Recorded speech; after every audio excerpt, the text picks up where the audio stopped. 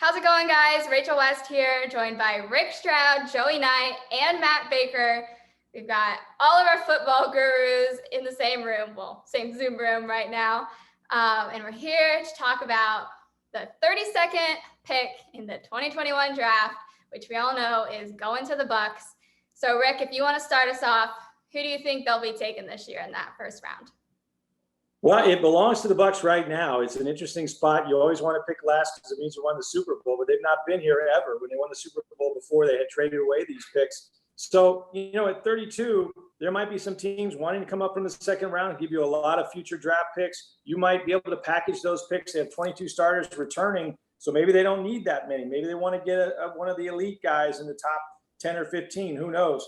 But if they stay there, they do have needs. And they're not expecting guys to play right away, but you're looking at the interior offensive line, the interior defensive line, an edge rusher. Those are high value picks for them. Maybe even a corner, because some of those guys are going to come up as free agents pretty soon.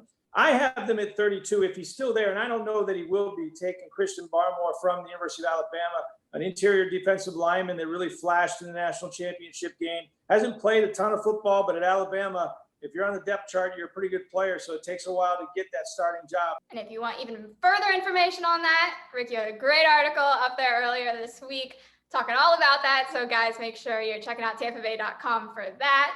So Joey, with that all being said, I'm going to throw it on over to you. What do you think the Bucs are going to do with their pick?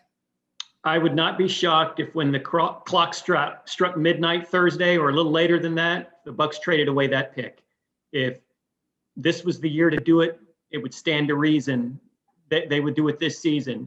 You also got to consider that there's not a heck of a lot of wiggle room right now, salary cap wise, with this team. So there's a financial consideration. And let's look at their needs, Rachel. Right now, there's a glaring need at defensive tackle because the frontline guys are not getting any younger. You look at Ndamukong Suh and Steve McClendon and even William Golston, who I think just hit 30. They're on the back end of their careers, so they're going to need to replenish there. And it just so happens this year's draft, aside from Christian Barmore, who Rick mentioned, it's not a very deep talent pool for that particular position. So it just makes sense to me they're going to trade this one away. That I would not be shocked if they come away in the wee hours Friday morning with no draft pick yet. Yep. No, that all makes sense. And the whole age factor, I think definitely applicable. Although if they all stick to this TB12 regimen, I mean, Tom Brady's obviously found the fountain of youth in there somewhere. So I don't know, maybe it'll rub off on the rest of them. Probably not, but Matt, I'm just going to throw it on to you here. Yeah, I think what you're saying, Joey, is right, especially on just what a kind of a lame D-tackle draft this is. And to me, that makes you think you take it Christian Barmore if he's there at 32. I honestly think it's just one of the best available player type situations. Maybe there's an offensive weapon. Maybe Kadarius Toney from Florida falls that far. Maybe it's Elijah Moore, the receiver from Ole Miss. Maybe it's somebody like that that can come in and certainly give Brady another weapon on offense to help out. Let me ask you this, Matt. Kyle Trask is going to be probably the 6th quarterback in this draft. Is the end of the first round too high for him? And what about if you had the luxury of sitting him behind Tom Brady for a year, maybe even 2?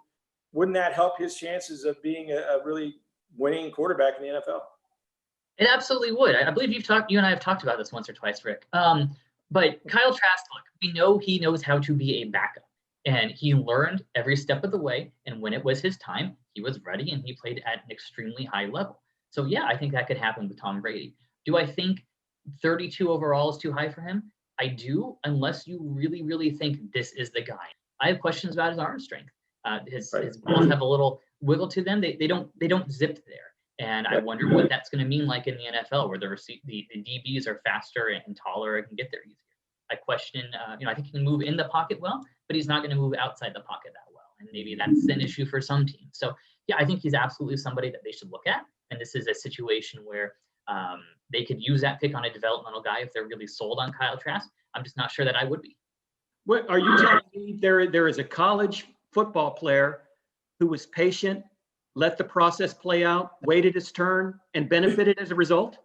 I am telling you that, Joey. Can also tell you, by the way, that the guy who was picked number 1 overall last year did not do that, and it seemed to work out for him. I can also tell you one of the top quarterbacks in this year's draft that we talked about earlier, Justin Fields, did not do that, and it seemed to have worked out for him okay. So it works both ways. It does work both ways. I just have to be the contrarian because you're a little bit old school. You mean letting a process play out, being patient, showing resilience is an old school philosophy? It can be. Yeah, it is. Then I'm old school all the way, baby. Right down to my KISS shirt. Oh my goodness gracious. Today is Ace Frehley's 70th birthday, the original guitarist for KISS. And I wear this today in honor of Ace Frehley. Old school all the way, baby. Old Where's school the face or paint? just old? We need face paint. Didn't have time for that. Yeah, I'm a little disappointed in that, Joey. I think I'm just gonna like sit back here though and just let you guys like just keep carrying it on here. Like you're doing a better job than I ever do. Well, Rick and Joey, let me ask you this: if they end up going best available player, who do you think can be? I mean, who the heck knows? We'll find out Thursday. But who do you think could be kind of some guys that would make sense if it's just not necessarily need? Who's the best guy available? If I could go first real quick, Rick, I would probably go toward Landon Dickerson, the center from Alabama, because Ryan Jensen, correct me if I'm wrong, is on his final year, correct? He is, yeah, absolutely.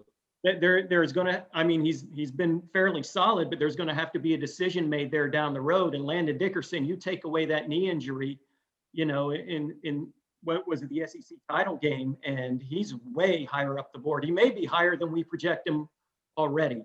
Yeah, and I mentioned a guy. I mean, look, I really do believe it's an offensive draft primarily, so they could go that way. I know they got a ton of receivers and tight ends and everything, so the guy wouldn't be counted on playing right away. But you talk about a guy that opted out. That's an interesting player, and that's why I mentioned Gregory Rousseau from Miami. Really athletic. Give him a year, not rush to play him. Put him on that outside linebacker position where Shaq Barrett, has signed a long-term deal, but JPP has 1 year left, getting older as well. You need depth out there. You got Anthony Nelson. So somebody in that front seven, I think, for the Bucs on defense makes more sense than offense. But at this point, they really have the luxury of picking whoever's the best player facing them at 32. As much as I'd love for this all to continue, fortunately, we got to cut it.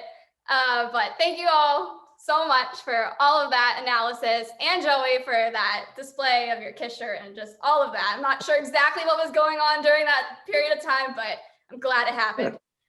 So thank you all for that. Everybody, make sure you're keeping up with these guys on Twitter and that you're keeping up with all of their great content that we've got up for you over at tampabay.com.